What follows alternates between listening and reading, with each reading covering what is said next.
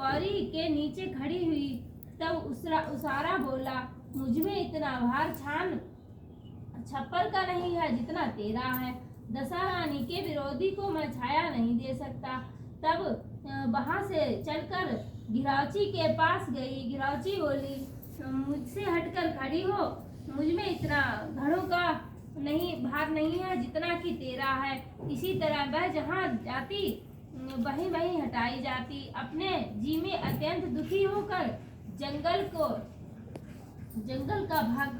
भाग गई।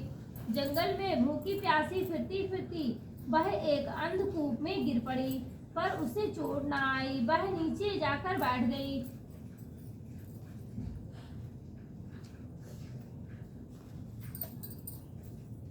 उसी समय राजा नल ने उस जंगल में शिकार खेलते खेलते वहां पहुंचे। उनके साथ एक सब लोग बिछुड़ गए थे। वह प्यास के मारे भटकते हुए उसी कुएं पर आए जिसमें उस स्त्री गिरी हुई थी। राजा नल ने भाई ने कुएं में लोटा डाला तो स्त्री ने उस लोटे को पकड़ लिया।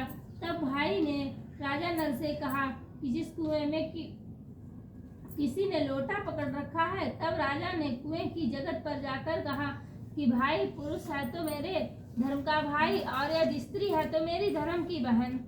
तुम जो कोई भी हो बोलो, हम तुमको ऊपर निकालेंगे।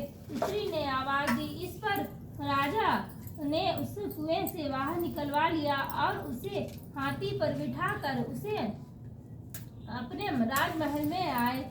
महाराज को शिकार से लौटकर महलों की ओर आते देखकर नौकरों ने महारानी के पास आकर खबर दी कि महाराज आ रहे हैं और एक रानी को साथ ला रहे हैं। रानी ने अपने मन में बड़ी दुखी हुई। वह सोच रही थी कि इसी बीच महाराज सामने आ पहुंचे। तब रानी ने हाथ जोड़कर विनय की, महाराज मुझसे ऐसी क्या बात बन पड़ी जो कि आप मेरे होते हुए दूसरा विवाह कर लाए। इस पर नल ने हंसकर उत्तर दिया कि वह जो आई है तुम्हारी सास नहीं, मेरी बहन है। तुमको उसके साथ मेरी सगी बहन जैसा बर्ताव करना चाहिए। यह सुनते ही रानी का मुंह प्रसन्नता से खिल उठा। उसने कहा, अब तक मैं ननद का सुख ना जानती थी। अच्छा हुआ जो भाग्य में ननद आ गई। राजा ने उसका नाम मुंह बोली बहन रखा और उसके लिए एक अलग महल बनवा दिया। उसी में वह आनंद से रहने लगी। इसी प्रकार सुखपूर्वक बहुत दिन बीत गए।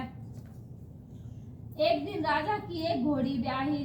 जब राजमहल की स्त्रियां बधाई गाने लगी, मुंह बोली बहन ने अपनी दासियों से कहा, बाहर जाकर देखो तो किस बात की बधाई बज रही है।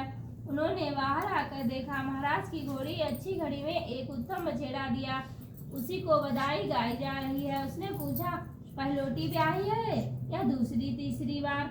उन्होंने जवाब दिया, पहली ब्याही तो पहली ही है।